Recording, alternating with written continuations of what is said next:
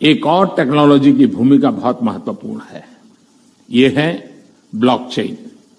ये technology minimum government maximum governance के सरकार के विजन के साथ जुड़ती है, उसे आगे बढ़ाती है। इसकी मदद से सेल्फ गवर्नेंस और सेल्फ सर्टिफिकेशन को और विस्तार दिया जा रहा है और भविष्य की संभावनाओं को तलाशा जा रहा है। सरकारी प्रक्रियाओं, उलझनों, अड़चनों को इसकी मदद से दूर किया जा सकता है।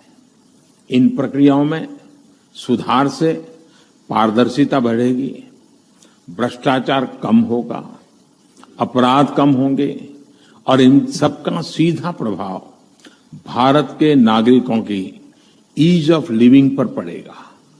साथियों, ब्लॉकचेन टेक्नोलॉजी का विस्तार भारत को ease of doing business rankings में बहुत ऊपर लाने की भी क्षमता रखता है।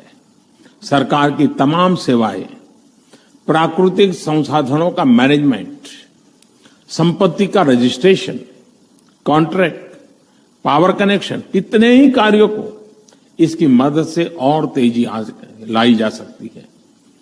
यही समझते हुए भारत में ब्लॉकचेन पर भी नेशनल स्ट्रेटेजी बनाने के लिए तेजी से काम हो रहा है। इसमें उसे मुंबई में WEF के इस नए सेंटर से भी मदद मिले। याद है कुछ सालों पहले जब एक रात 8 बजे अचानक से वक्त बदल गए, जज्बात बदल गए। कितने टाइम तक हमें ATM के बाहर लंबी लंबी कतारों में खड़ा होना पड़ा, नोट्स बदलने के लिए बैंक्स के चक्कर लगाने पड़े क्योंकि 500 और 1000 के नोट्स बंद हो गए थे।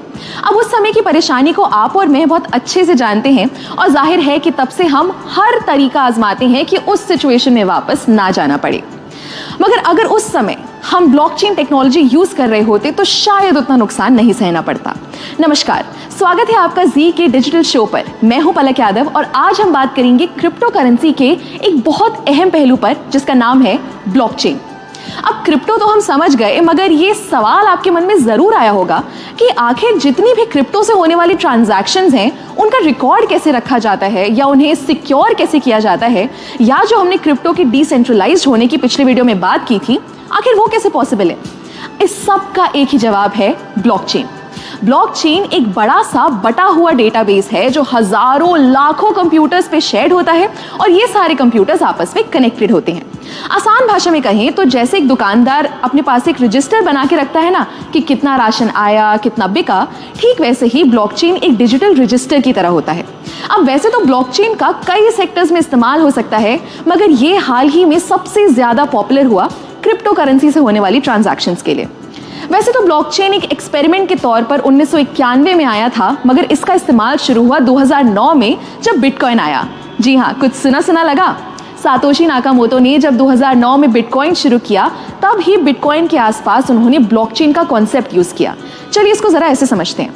फर्ज कीजिए आपने बिटकॉइन से कुछ खरीदा या बिटकॉइन खरीदा, तो ये जो ट्रांजैक्शन हुई ये इंफॉर्मेशन एक ब्लॉक के फॉर्म में बन के सेव हो गई। फिर आपने उस बिटकॉइन को बेचा तो फिर से एक ब्लॉक बन गया। अब ऐसे ही आप जितनी बार ट्रांजैक्शंस करेंगे तो उसका एक ब्लॉक बनता जाएगा और वो सारे ब्लॉक्स एक चेन से जुड़ते जाएंगे, इसलिए इसका नाम है ब्लॉकचेन। सिंपल। मगर ये हमारे ट्रांजैक्शन यानी लेन देन के डेटा को सेव कैसे रखता है? हर एक ब्लॉक की अपनी एक आइडेंटिटी होती है। जैसे आप और मेरा फिंगरप्रिंट कभी सेम नहीं हो सकता, वैसे ही हर ब्लॉक को एक की मिलती है जो उसकी अपनी होती है और सबसे अलग होती है। क्योंकि ये डिसेंट्रलाइज्ड होता है तो अगर इस चेन के किसी ब्लॉक में कोई दिक्कत भी आती है तो बाकी ब्लॉक्स पर कोई फर्क नहीं पड़ेगा। ब्लॉकचेन एक ऐसा सिस्टम है जिसे हैक करना, हटाना या चेंज करना लगभग नामुमकिन है। दोस्तों, मानो या ना मानो, ब्लॉकचेन का फ्यूचर बहुत बड़ा है और इसका इस्तेमाल लगभग हर जगह शुरू होने का टाइम दूर नहीं है, क्योंकि इसके बहुत से फायदे हैं। जैसे नंबर 1, क्योंकि डिस्ट्रीब्यूटेड है और इसमें स्टोर्ड जानकारी किसी लाइब्रेरी या सरकारी दफ्तर की तरह एक जगह नहीं रखी जाती। इसको संभालने या मेंटेन करने के लिए किसी मिडिल मैन की जरूरत नहीं है।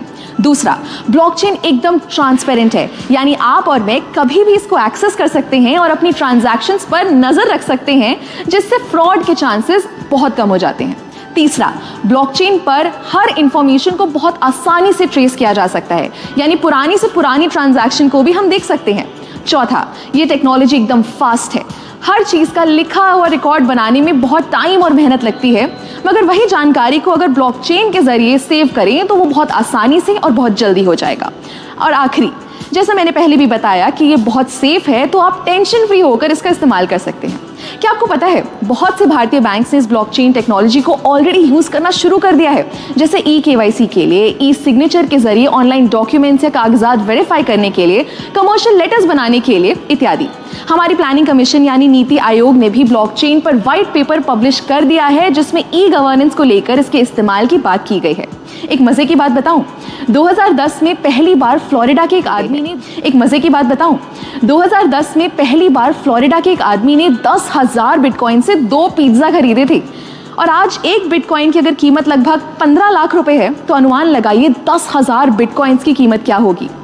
ऐसे ही आपको क्रिप्टो की दुनिया की मजेदार बातें बताते रहेंगे, सो स्टे ट्यून्ड और देखते रहिए जी डिजिटल। जानते हैं कि ये है क्या, व्हाट इज ब्लॉकचेन। दोस्तों, ब्लॉकचेन भी इंटरनेट का कह सकते हैं कि तीसरा वर्जन है, लेटेस्ट वर्जन कह सकते हैं। पहले हम लोग किसी भी डेटा को पेन ड्राइव पे, CD पे सेव करते थे, फिर हार्ड डिस्क पे सेव करते थे, फिर इंटरनेट पे स्पेस लेते थे, सेव करते थे। आज भी वेब स्पेस खरीदते हैं, लेकिन ब्लॉकचेन इंटरनेट के अंदर डेटा सेव करने का, रखने का वो तरीका है जहां पर कोई भी डेटा, अगर एक बार डेटा हो, पिक्चर हो, वेबसाइट हो, कुछ भी चीजें एक बार डाल दी जाए तो उसे डिलीट करना, उसे हैक करना, उसे चुराना और उसे बदलना उतना ही असंभव है जितना असंभव है कि सूरज के उगने और डूबने के टाइम को बदल देना, यानी लगभग असंभव के बराबर है।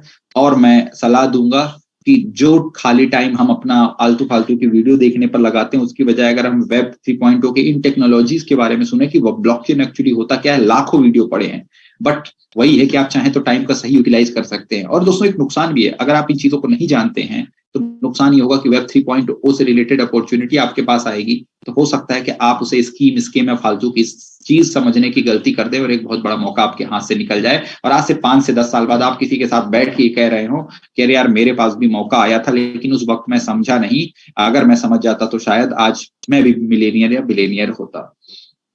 दोस्तों, गवर्नमेंट भी इसको लेकर सीरियस है, तो आप और हम क्यों नहीं। blockchain.gov.in पर आप जाके देख सकते हैं।